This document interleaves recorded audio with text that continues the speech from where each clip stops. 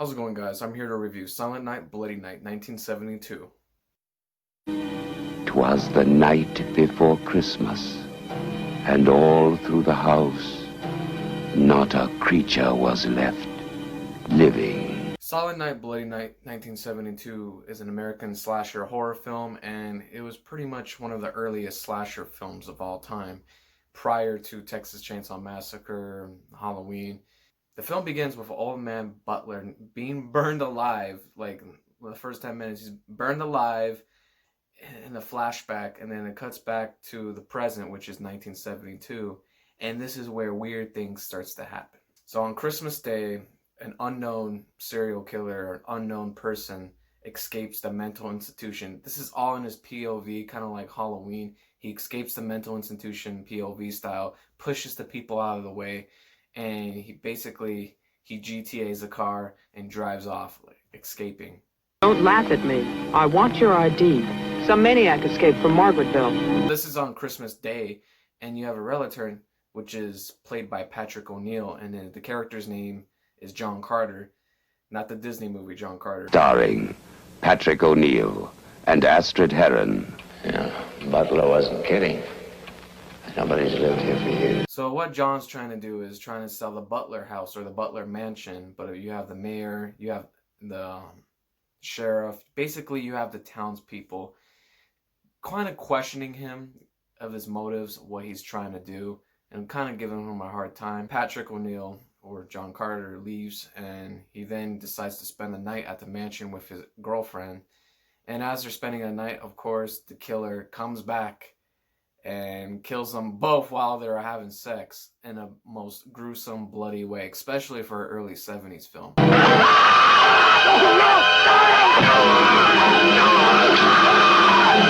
As the killer is killing people one by one, and whoever goes into the mansion, including the mayor and the sheriff, you have another two characters. You have the Butler's grandson, which is Jeffrey Butler, which he inherited the money, or inherited the mansion from his grandfather, who was burned alive, of course.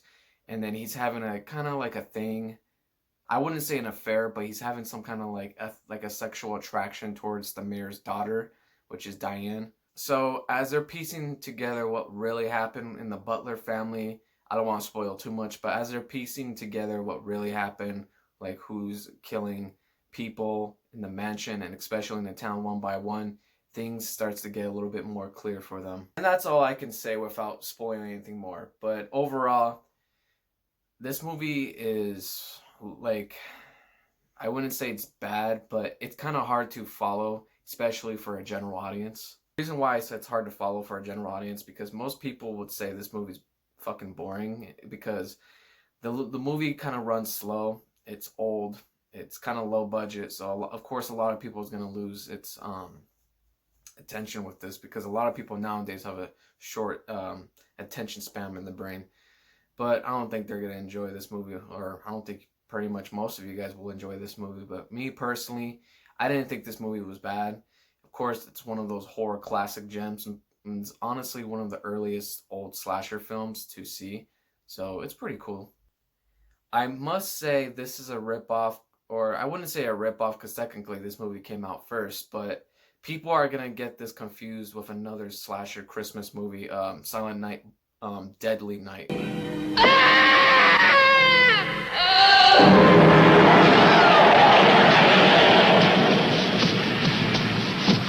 His hands. Yeah, there's a lot of slow scenes. Other than that, it's a pretty creepy, atmospheric, like, Christmas horror film. The slasher vibes in this movie is pretty much the best part, of course. When the kill starts to happen, of course, that's like the most memorable scenes in this movie is the death scenes. Like I said, one of the earliest slasher movies of all time.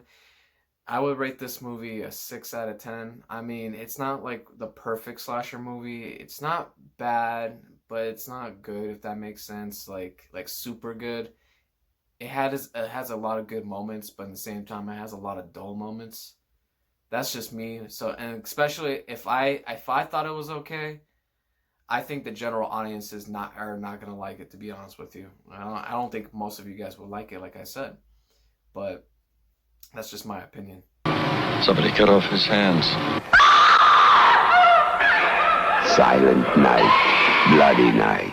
So that was my quick review of Silent Night, Bloody Night 1972. Please leave a like, subscribe, leave a comment, and I'll see you guys in the next one. Was the night before Christmas, and all through the house, not a creature was left living.